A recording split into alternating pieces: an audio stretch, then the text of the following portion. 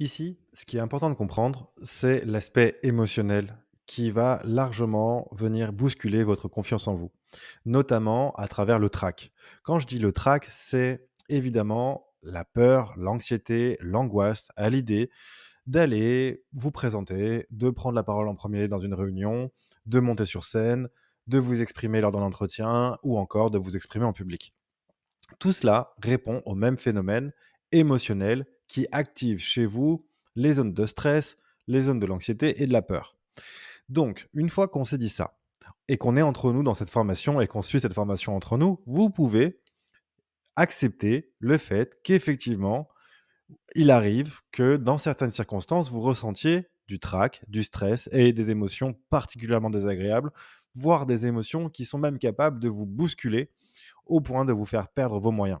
C'est possible et ça peut arriver. Qu'est-ce que vous faites dans ces cas-là? Eh bien, la première des choses que je vous conseille de faire, c'est bien sûr de prendre conscience qu'effectivement, vous pouvez améliorer votre confiance en vous, votre faculté à prendre la parole en réunion, à vous exprimer en public finalement. Et le fait de prendre conscience, qui est la première étape, va vous permettre d'accéder tout naturellement à la deuxième étape essentielle de cette slide, qui est le fait de devenir responsable de votre situation. Responsable ne veut pas dire coupable.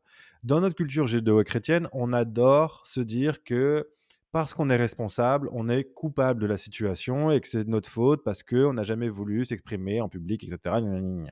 Dès que vous avez fini de vous plaindre, vous pouvez revenir à cette formation pour comprendre que lorsque vous êtes responsable, ça veut simplement dire que vous prenez en charge votre situation et que vous décidez d'en faire quelque chose. Oui, vous n'êtes pas à l'aise à l'idée de prendre la parole en public. OK. Vous actez et vous prenez conscience du problème. Et dès que vous décidez d'agir dessus, vous devenez responsable de votre problème. Vous acceptez, puis vous agissez. C'est aussi simple que ça. Et lorsque vous décidez d'agir, bah, ça va notamment prendre la forme de cours de théâtre, de cours d'expression orale, de séances d'hypnose pour vous permettre effectivement de vous détendre et de mieux gérer votre stress. En somme, vous vous bougez. Et le fait d'être responsable de sa situation, ça ne traduit en réalité que le fait de se bouger effectivement. Et devenir responsable, ça va vous libérer d'un poids. Vous savez que vous agissez de la meilleure des manières sur votre problème. Et ça, en soi, c'est libérateur. En soi, ça va renforcer votre confiance. Parce que vous savez consciemment que vous agissez sur le problème, sur le caillou dans votre chaussure. Donc, ça renforce votre confiance. Et puis, finalement, vous pouvez aussi changer de point de vue sur ce que vous vivez. Admettons que, vous ne soyez pas à l'aise, encore une fois, à prendre la parole en public, mais dites-vous qu'à chaque fois que vous le faites, bah, vous progressez, vous vous améliorez et que même si vous ne vous exprimez pas comme de la meilleure des manières ou de la manière que vous aimeriez, bah, chaque fois que vous le faites, chaque fois que vous essayez, vous vous améliorez, vous progressez.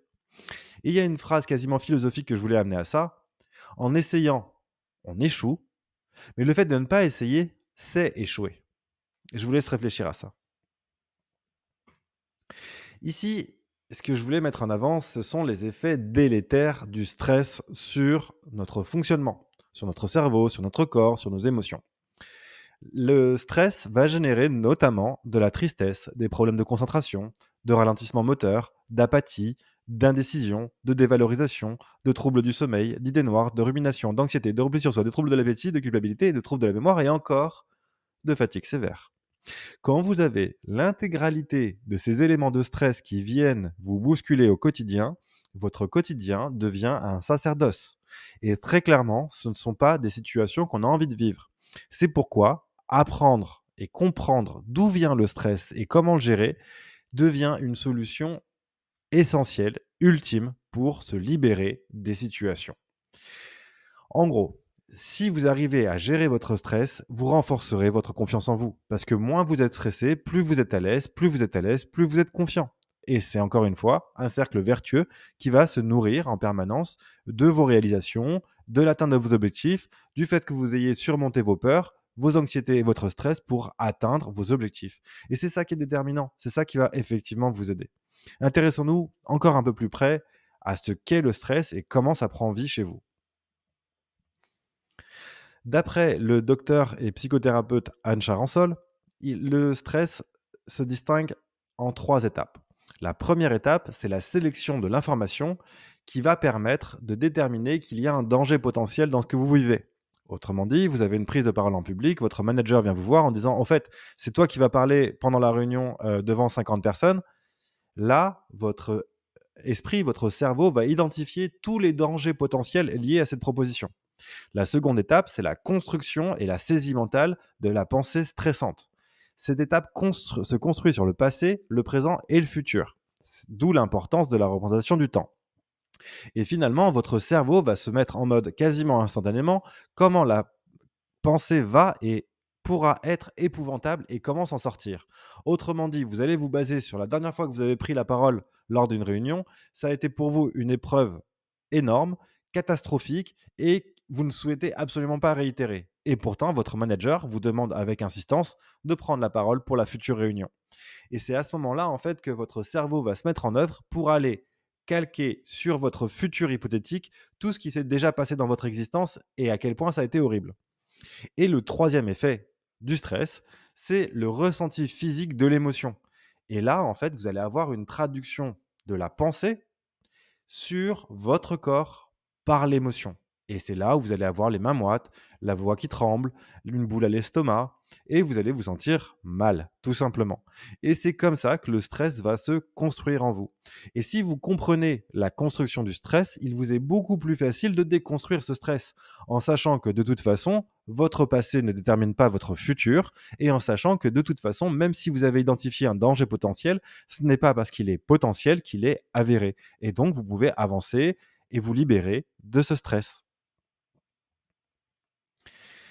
En plus des explications liées au stress qu'on vient de voir, ce que je voulais vous présenter ici, c'est le tableau de gestion du stress, inspiré de Christophe André, qui s'est lui-même inspiré de Jeffrey Young. En fait, si vous êtes dans une situation stressante, que vous êtes au bureau, attrapez une feuille et un stylo et dessinez ce tableau. La première colonne du tableau, c'est pour poser le contexte. Qu'est-ce qui vous stresse? Vous avez un entretien avec votre manager, vous devez partir en vacances. Quel est l'élément de contexte qui vise à déclencher une émotion forte chez vous? Ensuite, vous allez identifier l'émotion en question. Est-ce de l'anxiété? Est-ce du stress, de l'angoisse, de la colère, de la peur ou que sais-je? Et vous allez estimer le niveau émotionnel en collant une note sur ce niveau émotionnel. Derrière, vous allez le noter, il y a des pensées automatiques qui surviennent.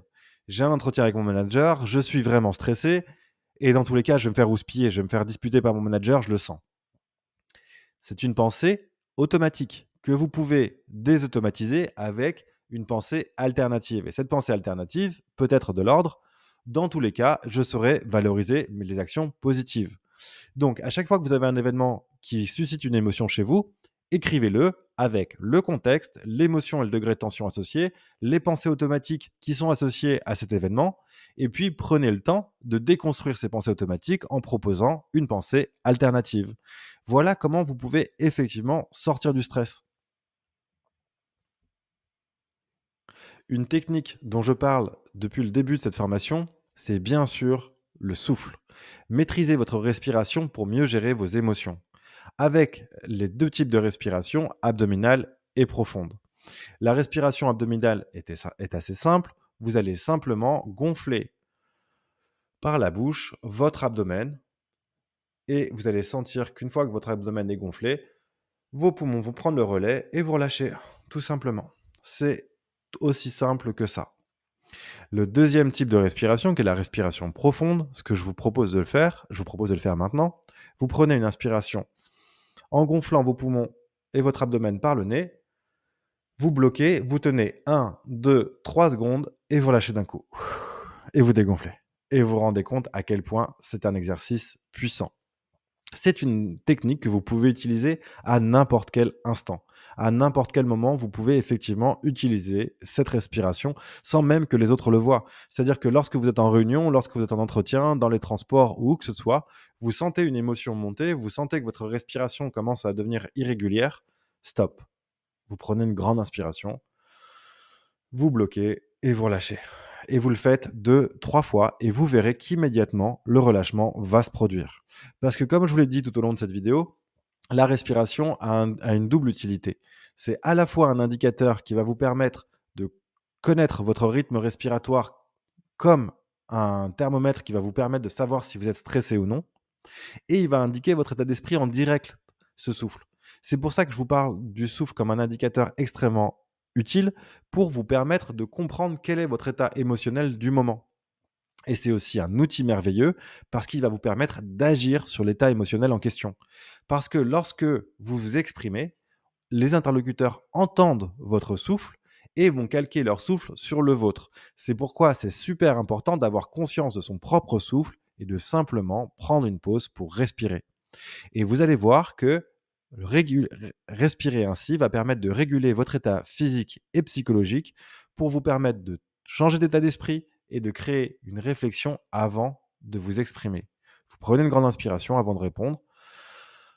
Vous mettez en place les idées que vous voulez. Au moment où vous expirez, tout vient naturellement et simplement. C'est aussi simple que ça. Voilà une technique qui, d'après moi, vous permet vraiment de comprendre un peu plus finement comment le souffle peut servir votre progression et renforcer votre confiance en vous.